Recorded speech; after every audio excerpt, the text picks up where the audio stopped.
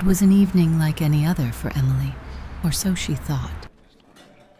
After a long day at work, she drove home through her quiet town and went through her usual routine: dinner, a bit of television, and finally curling up in her bed. As she lay there, the soft hum of the fan in the corner of her room lulled her into a state of drowsiness.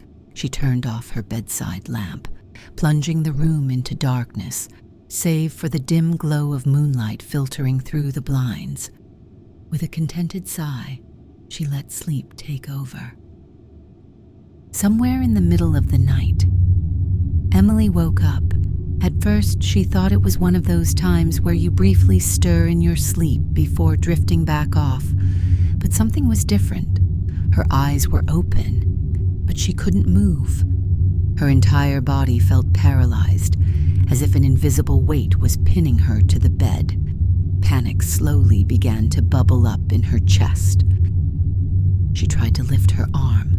Nothing. Tried to wiggle her toes. Still nothing. Her heart raced, each beat thudding in her ears like a drum. She couldn't scream, couldn't even open her mouth to call for help. Her mind spun in confusion. What's happening to me? The room around her was eerily still. The shadows from the corners of her room seemed darker, more sinister than usual. In her frozen state, every inch of her surroundings felt amplified.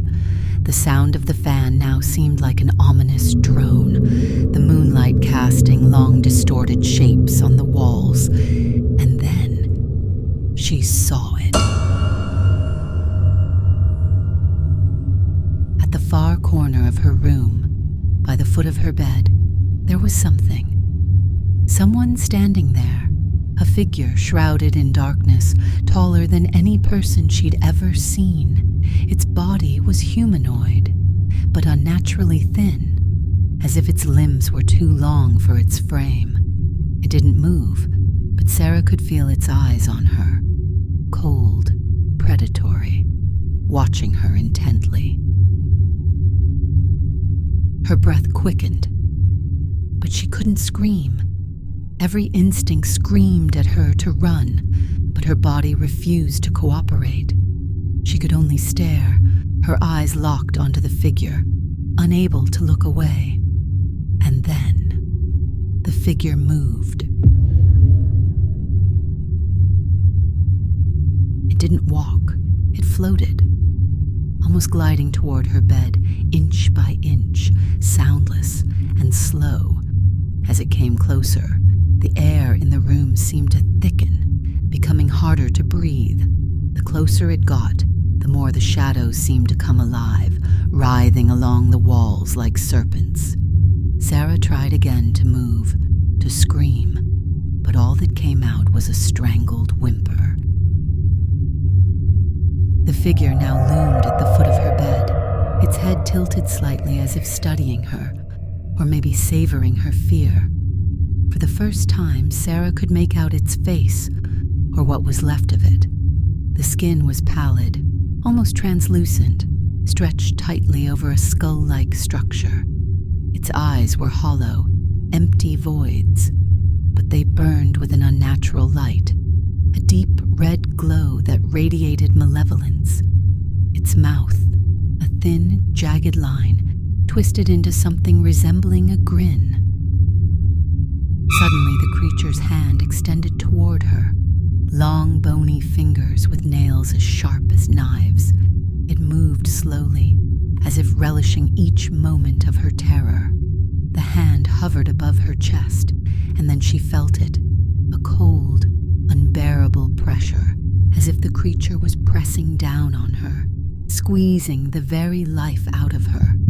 Her lungs burned as she struggled to breathe, her heartbeat thundering in her ears. Just when she thought she couldn't take it any longer, the figure leaned down, its face mere inches from hers. She could feel its icy breath on her skin, a sickening stench of decay filling the air. Its mouth opened wider, and from the darkness inside, a faint whisper emerged.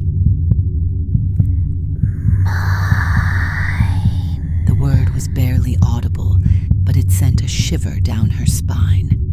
Her entire body screamed in agony as the pressure on her chest intensified.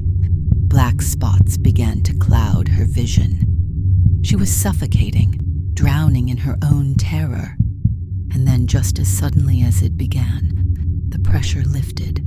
Sarah gasped for air, her lungs finally able to expand. The figure was gone, vanished into the shadows from which it had come. She could move again, though her limbs felt heavy and sluggish. Her heart still raced and her body was drenched in cold sweat. She shot up in bed, flicking on the lamp, flooding the room with warm light. Her eyes darted around, scanning every corner, every shadow. But there was no sign of the creature. The room was exactly as it had been before, silent, empty, and normal.